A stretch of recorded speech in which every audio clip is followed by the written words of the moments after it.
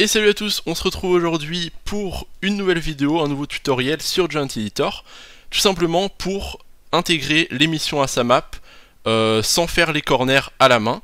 Donc pour les missions, normalement sur Farming, il faut placer des corners à la main. Donc ce que j'appelle un corner, c'est tout simplement les parties en bleu. Et donc pour les champs carrés, ça peut aller parce que vous avez juste à placer un corner et ensuite à faire les 3 points. Mais dès qu'on arrive sur des champs arrondis, et c'est là le gros problème de Giant Editor pour les champs arrondis, il faut faire des corners, mais à ne plus en compter. Hein. Regardez juste, là j'ai pris une map en exemple, et pour un champ arrondi, vous voyez que faut en faire 1, 2, 3, 4, 5, faut en faire énormément. Et par exemple sur cette map, ça a été fait à la main. Donc moi ce que je vais vous présenter aujourd'hui, c'est un script qui permet de faire tout automatiquement. Et ça met, allez, à la limite, peut-être 30 minutes le temps que vous comprenez et que vous suivez ce tuto. Mais pour faire une map avec tous les corners à la main comme ça, et par exemple cette map elle a plus de 200 champs, je pense qu'il a fallu plusieurs dizaines d'heures pour les faire à la main.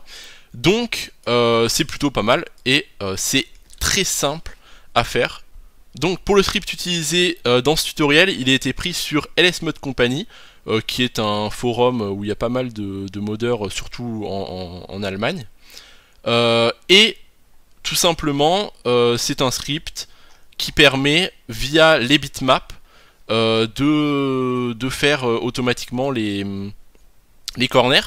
Alors le problème de ce script, c'est qu'on va pas l'utiliser totalement, on va utiliser le script mais un peu changer la technique, tout simplement parce qu'il utilise les bitmaps. Alors pour ceux qui ne savent pas, les bitmaps c'est tout simplement ce que vous utilisez pour faire les farmlands, donc les terrains achetables sur Farming quand vous allez sur la map et que vous voulez acheter un terrain. Tout simplement, donc les farmlands, comme vous pouvez le voir ici, c'est des trucs à peindre, et ça fait des gros carrés. Alors on pourrait augmenter la taille du fichier, etc., la résolution, et faire des plus petits carrés, mais c'est quand même pas très précis. Et le gros problème, c'est qu'il faut tout peindre. Et par exemple, là je suis sur ma map Petite France. Peindre une cinquantaine de champs, c'est assez long. Et ce qu'on a envie, c'est d'automatiser la chose et faire le moins possible à la main, et que ce soit le plus rapide possible. Du coup, ce qu'on va faire, c'est qu'on va utiliser une autre technique. Alors aussi, le problème avec les bitmaps, c'est tout simplement que, comme vous pouvez le voir, pour les missions, ça va faire des gros carrés. Et donc, quand vous avez des champs carrés, ça va. Mais pour des champs arrondis, vous pouvez voir que ça fait des... Donc les missions, en fait, vont suivre les traits bleus ici. Et tout simplement, sur Farming, le problème, et c'est ce que j'ai découvert après, c'est pour ça que j'utilise plus la technique des bitmaps, c'est tout simplement que, quand on met les missions, toute la mission, donc là par exemple toute la zone en bleu, va créer du terrain en fait, le terrain de détail qui est en marron normalement, et du coup ce qui va faire que ça va faire des champs complètement carrés comme ça avec des bitmaps, ce qui n'est pas optimal. Donc à la place d'utiliser les bitmaps, on va utiliser le fichier cultivator density.gdm, qui est un fichier qu'on peut pas ouvrir en temps normal parce que c'est au format GDM, donc c'est un format de Giant, mais qu'on va convertir pour pouvoir voir ce qu'il y a à l'intérieur. Et en fait, ce qu'il y a à l'intérieur, c'est tout simplement la représentation de tous les champs, tout ce qui est mis en terrain detail au niveau de, hop, comme ça, au niveau du terrain detail, quand vous créez des champs. Tout ce qui est marron comme ça, eh bien ça va être dans le fichier et représenté visuellement. Et donc ce qui va nous permettre que on n'aura plus besoin de colorier tous les champs en bitmap, et ça va être beaucoup plus précis étant donné que on n'est plus sur des gros carrés au niveau du bitmap, mais là on est hyper précis au niveau du terrain de détail. Et du coup, juste pour vous montrer avant de commencer le tutoriel, le résultat que vous aurez à la fin de ce tutoriel, tout simplement, ça sera comme ça. Donc le script en fait va générer, mais exactement pour chaque champ, très précisément les missions. Et ça n'impacte en aucun cas les performances, en fait, tout simplement parce que même s'il y a beaucoup de lignes et du coup beaucoup de corners, là il y a plus de 8000 corners sur ma map, tout simplement, en fait, c'est juste que c'est créé quand vous chargez une sauvegarde, en fait, les missions, et donc je vais pas constater de perte de performance, ni même de temps de chargement au début, c'est classique. Donc, la première étape va être d'aller sur le GDN de Giant Software pour download le convertisseur GDM en .png. Donc tout simplement, soit vous vous connectez, soit vous créez un nouveau compte sur leur site. Et dès que vous êtes connecté, vous allez sur la page Download. Et ici, ce qui va nous intéresser, c'est le GRLE converteur V7.1 ou supérieur. Vous le downloadez. Et donc quand vous avez fini le téléchargement, vous allez l'extraire vers GRLE, donc un nouveau dossier, avec WinRAR ou 7-zip. Et dès qu'il est extrait, vous allez avoir ces 5 fichiers. Donc, nous, ce qu'on va utiliser, c'est le fichier exécutable GLRE converteur. Et tout simplement, on va tout d'abord regarder comment l'utiliser. Et donc là, on a un exemple, donc convert sample, qui nous dit que en gros, dans l'invité de commande, on va utiliser la commande grle converter.exe. On met le point grle ou le point gdm d'ailleurs qui marche pour les. C'est le grle converter, mais ça marche pour les gdm. Et en sortie, on met l'endroit et le nom du fichier où on veut mettre le point png. Donc tout d'abord, on va ouvrir notre invité de commande. Donc vous pouvez faire Windows R, CMD ou taper invité de commande dans votre Windows. Et ici, il va falloir aller chercher le fichier grle converter. Donc simplement, vous allez où vous avez extrait le converteur et vous allez copier le chemin. Et ici, vous faites un CD, clic droit et hop, entrée. Ce qui va nous mettre dans le bon répertoire.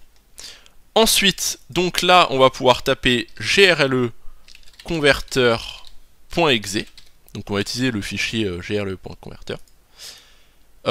Et ensuite, il va nous falloir du coup le chemin du fichier .gdm. Donc pour cela, vous allez dans votre répertoire de map, ensuite mapde, et ici vous copiez le chemin. Vous retournez dans votre invité de commande, et ici vous faites clic droit.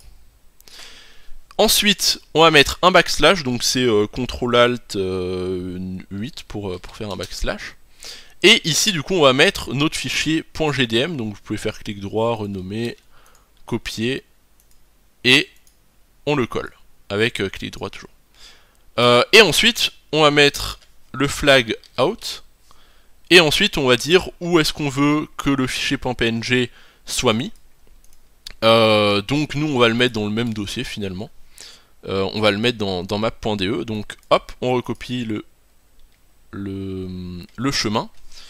Et ensuite, mapde, et on met un backslash, et on met, par exemple, on peut mettre field dimension.png.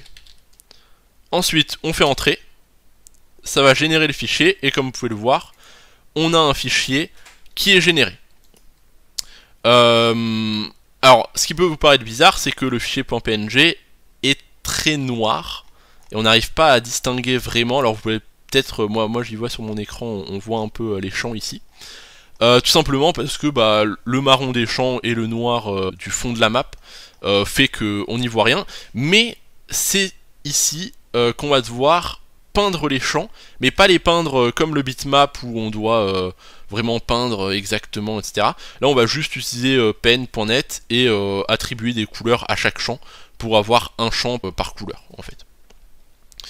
Donc ce qu'il va falloir aussi c'est pen.net. Donc vous ouvrez avec pen.net le fichier .png, et du coup sur pen.net vous allez aller dans adjustment, level, donc ou CTRL L à la limite. Et ici, vous allez pouvoir voir que on a juste à cliquer sur auto, et là ça va nous mettre tous nos champs en rouge. Donc là vous marquez OK, tous les changements ont été faits, et du coup vous pouvez voir qu'on a exactement les champs, même avec les trous où il y a des poteaux électriques, on a exactement la forme des champs, et dans une bonne qualité, puisque le fichier fait, il me semble, 4096 pixels de large, ce qui fait une très bonne résolution, quoi. C'est très précis. Donc à partir de ce moment-là, il va falloir peindre les champs.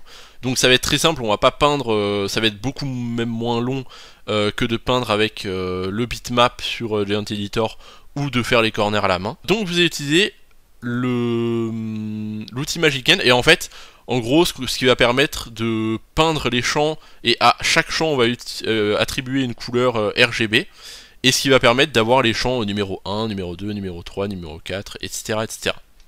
Donc vous prenez l'outil baguette magique, vous sélectionnez le champ que vous voulez peindre, donc par exemple le champ 1 ici, on va sélectionner lui, vous le sélectionnez, et ensuite au niveau des couleurs, vous cliquez sur mort, ou plus en français, ça doit être à peu près pareil, et en fait on va attribuer tout simplement la couleur 1, RGB 1, 1, 1, à ce champ là. Donc c'est très simple, vous mettez juste 1, 1, 1 pour R, G et B, vous cliquez sur l'outil pot de peinture, vous cliquez sur le champ, et là notre champ 1 est prêt. Ensuite on peut continuer, donc veillez bien à sélectionner d'abord votre champ et ensuite à changer la couleur. Donc par exemple le champ 2, on sélectionne, on met 2, 2, 2, et ensuite on prend l'outil de peinture et on le peint, etc. etc.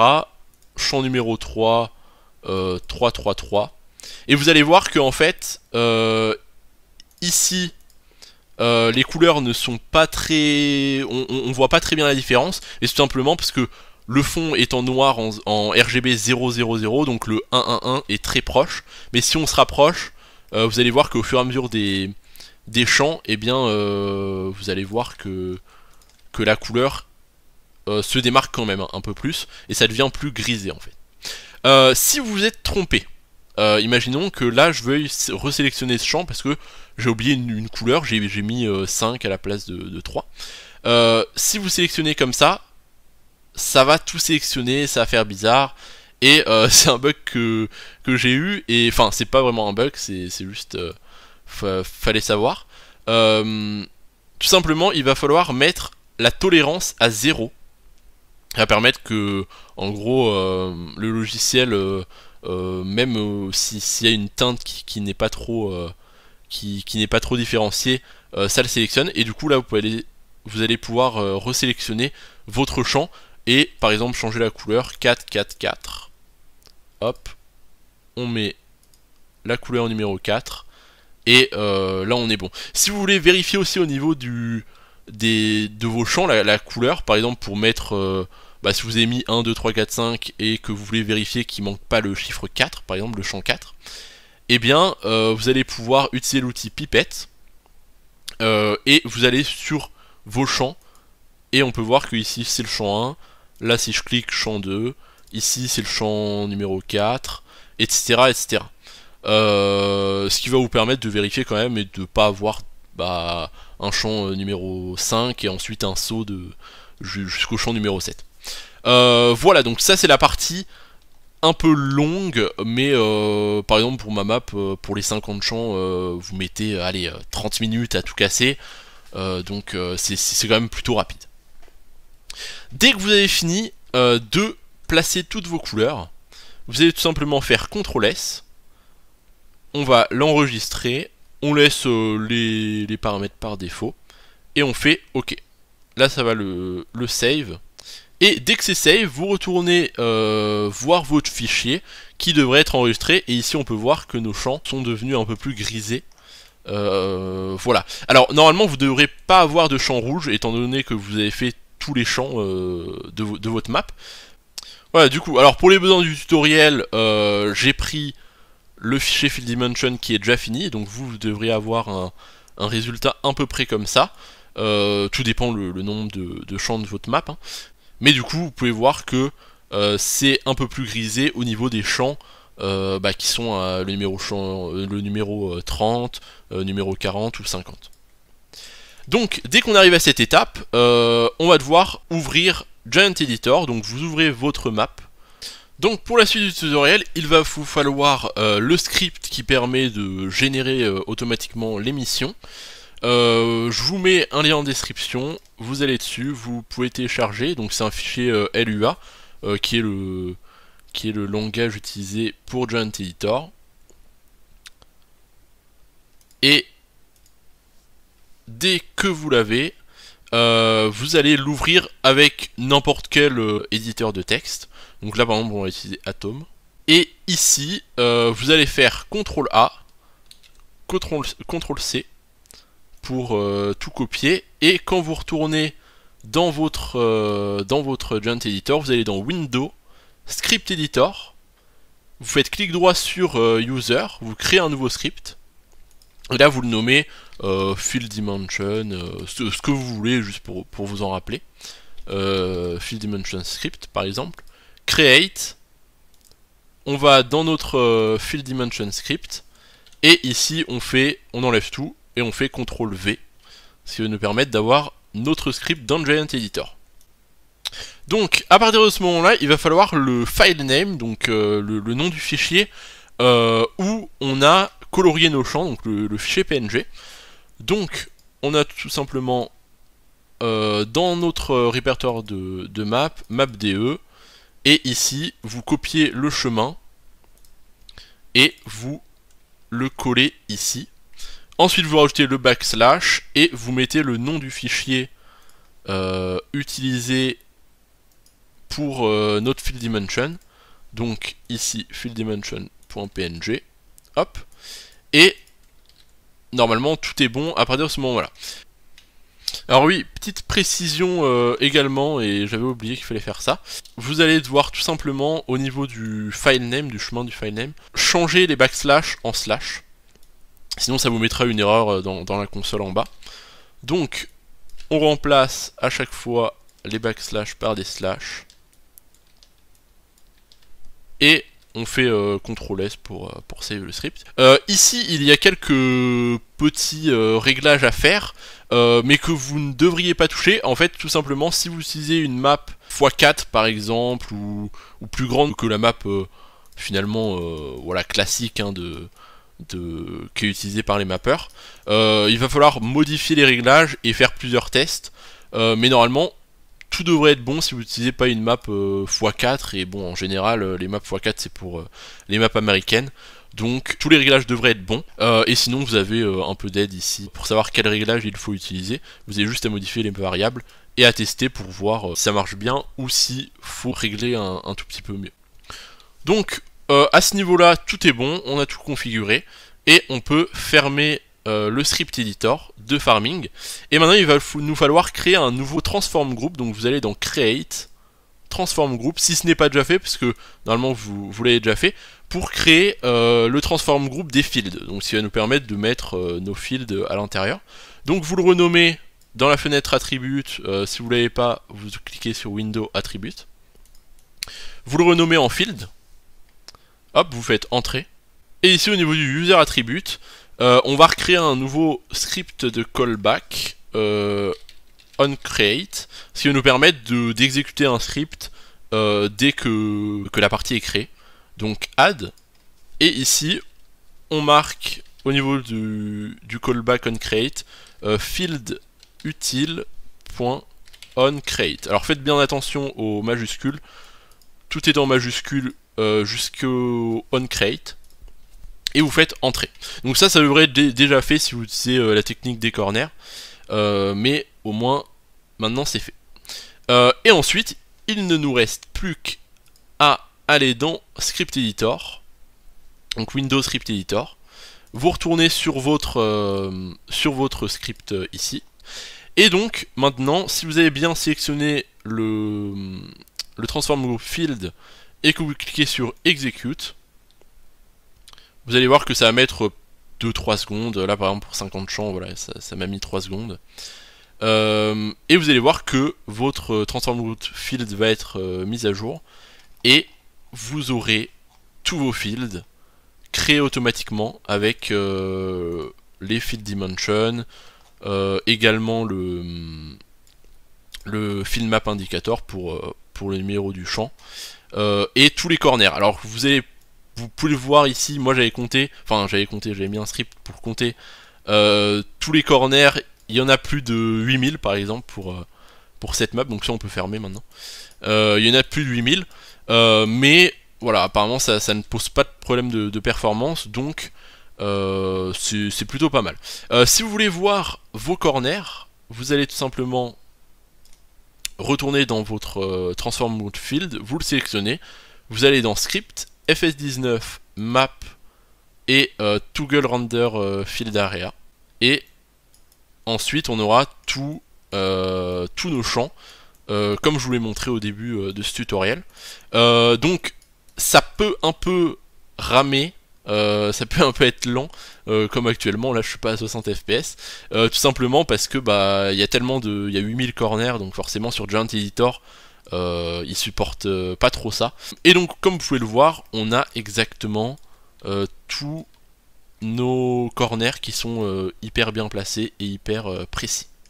Donc maintenant on va pouvoir enregistrer, donc CTRL S pour exporter notre map. Si vous voulez enlever les zones bleues, on est juste dans script, fs19, map, toggle render field area, et ça va normalement vous les enlever, voilà. Alors juste une petite chose avant d'avoir fini le tutoriel. Au niveau des champs, donc normalement vous avez votre field avec à l'intérieur le transform group field dimension avec tous les corners et le field map indicator. Tout simplement quand vous cliquez sur votre field 001 ou 002, vous allez tout simplement avoir des attributs où vous avez field dimension index, donc qui permet de dire que à quel sous-transform group en fait se trouve le field dimension. Donc ici c'est index 0 puisqu'on commence à compter à partir de 0. Donc le 0 il est ici. Et le name indicator index, donc pour le numéro du champ qui sera indiqué sur le jeu, il est aussi à 0, alors que normalement il devrait être à 1, tout simplement parce que il est en position 0 et ici 1. Sauf que ça c'est un bug du script, et d'après le forum c'est un bug de Giant en fait au niveau du script. Donc tout simplement pour le mettre à 1, et on n'a pas envie de faire 1 comme ça à chaque fois sur chaque transform group, on enregistre la map, on la ferme, et ensuite on retourne dans notre fichier de map, dans map, et on ouvre le fichier mapde.i3d, ou il s'appelle peut-être mapus.i3d. Vous faites clic droit, ouvrir avec Atom ou votre éditeur de texte que vous souhaitez. Donc le map de.i3d que vous utilisez normalement pour Giant. Et donc dans ce fichier, c'est un énorme fichier si vous avez déjà bien avancé sur votre map, qui contient en fait tous les préfabs, toutes les textures, toutes les shapes, en fait tout ce que vous avez placé avec les positions, etc. de chaque élément. Et donc nous, ce qui va nous intéresser, c'est tout simplement la ligne. Alors vous faites CTRL F, name indicator index, voilà. Et donc dès que vous allez sur cette ligne, alors bon là on peut voir que ils étaient déjà 1 parce que je les ai changés manuellement dans Giant Editor, mais normalement vous arrivez avec ceci et ils sont à 0. Donc vous sélectionnez toute la ligne, vous faites CTRL C, vous recherchez toute cette ligne entière. Là par exemple j'ai 46 champs, du coup il y en a 46, et vous remplacez avec cette ligne mais en value 1, ce qui va permettre de changer automatiquement tous les champs, et voilà, comme ça on ne fait pas via Giant Editor 46 fois la même chose. Replace all, et ça nous a tout remplacé, no name indicator index. Maintenant on peut refermer ce fichier, et là normalement si tout est bon, on devrait pouvoir utiliser nos champs et nos missions sur Farming. Du coup ce qui nous reste à faire, c'est aller dans votre dossier de map, vous faites clic droit, ajouter à l'archive, ici vous le mettez en point zip, on va la nommer fs19-du-bas petite France.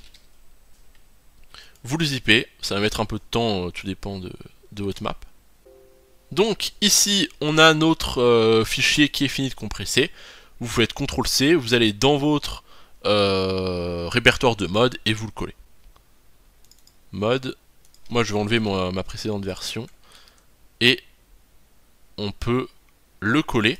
Et ensuite vous n'avez plus qu'à allumer Farming et à voir si ça marche. Et du coup, dès qu'on arrive sur notre partie, on peut voir qu'en bas on a déjà les champs. Et on peut voir que tous nos champs sont bien mis. Alors à savoir que sur Farming, si on se met en GS2Google, hop, sur Farming, quand vous créez des missions, vos champs sont automatiquement créés avec des cultures aléatoires, donc on peut pas définir ça, ou du moins j'ai pas trouvé même en demandant et en cherchant sur internet. Du coup c'est pour ça que je vous conseille aussi de ne pas définir des cultures vous-même sur des editor, parce que bah, c'est de la perte de temps, et moi j'y ai défini, et au final bah, ça ne sert à rien, vu que Farming définit automatiquement lorsqu'il y a des missions. Et du coup, si on va dans mission, hop, mission ici, et bien on peut voir qu'ici on a nos contrats. Par exemple champ 39, champ 46 et ça. Bon moi j'ai des petits des très petits champs. Donc c'est des petits contrats, mais voilà, on peut voir que ça marche bien. Et on peut hop, on peut aller faire notre champ tout simplement. Alors si les missions ici ne marchent pas, ce qui peut arriver, et ce qui est arrivé la première fois que je l'ai fait, c'est tout simplement parce que vous devez définir des terrains aussi. Alors là j'ai vraiment tout défini, mais vous pouvez faire un gros terrain qui reprend toute la map, donc les farmlands en fait. Mais c'est l'objet du prochain tutoriel pour faire des terrains automatiquement. Mais veillez bien à faire les terrains, sinon il se peut que ça ne marche pas et que vous n'ayez pas les missions à ce niveau-là. Également, petit truc, c'est que comme vous pouvez le voir sur des champs arrondis, la plupart sont bien placés, mais par exemple sur le champ numéro 4, on peut voir que bah, le numéro est placé à côté, et même par exemple pour le champ 11. Donc tout simplement parce que quand il place automatiquement, en fait, il fait une sorte de... Enfin le script, quand il place automatiquement le numéro, il fait une sorte de carré comme ça, tout autour, plutôt de rectangle, et il place au milieu. Sauf que nous, ça ne nous convient pas et on voudrait mettre par exemple le numéro 4 ici. Il vous suffit de retourner dans Giant Editor. Vous allez chercher votre field numéro 4. Vous allez cliquer sur Field Map Indicator. Vous pouvez voir qu'il est là, donc exactement où on l'a vu sur Farming. Et vous faites CTRL B. Vous cliquez par exemple ici. Et du coup maintenant, si vous réenregistrez et que vous retournez dans Farming, avec votre map rezippée, et bien votre numéro 4 devrait s'afficher ici. Voilà. Donc ça c'est des petits trucs que le script ne peut pas faire, mais voilà, la plupart des champs, à part 2-3 champs à vue d'œil, ça ne devrait pas causer de problème. Et bah du coup voilà, c'est tout pour ce tutoriel. Je pense que je n'ai pas oublié de choses. S'il y a des choses que vous ne comprenez pas ou que j'ai mal expliqué, n'hésitez pas à mettre un commentaire si vous avez des erreurs aussi. Mais voilà, normalement c'est des erreurs assez explicites s'il y en a. Donc voilà, à noter que aussi oui, ce tutoriel ne prend pas en compte les missions pour les champs d'herbe. Donc par exemple, si vous avez un champ d'herbe ici, vous n'aurez pas la mission, parce que tout simplement, vu qu'on utilisait le terrain de détail, forcément ça prend bah, les champs, mais pas les champs d'herbe. Du coup, vous avez bah, à faire les champs d'herbe avec les corners à la main, si vous voulez les missions sur les champs d'herbe, mais c'est pas obligatoire, hein, c'est clairement en général on met pas de mission sur les champs d'herbe, sur les prairies. Donc voilà, à ce niveau là, et du coup on se retrouve pour le prochain tutoriel très prochainement sur les farmlands. A plus, ciao.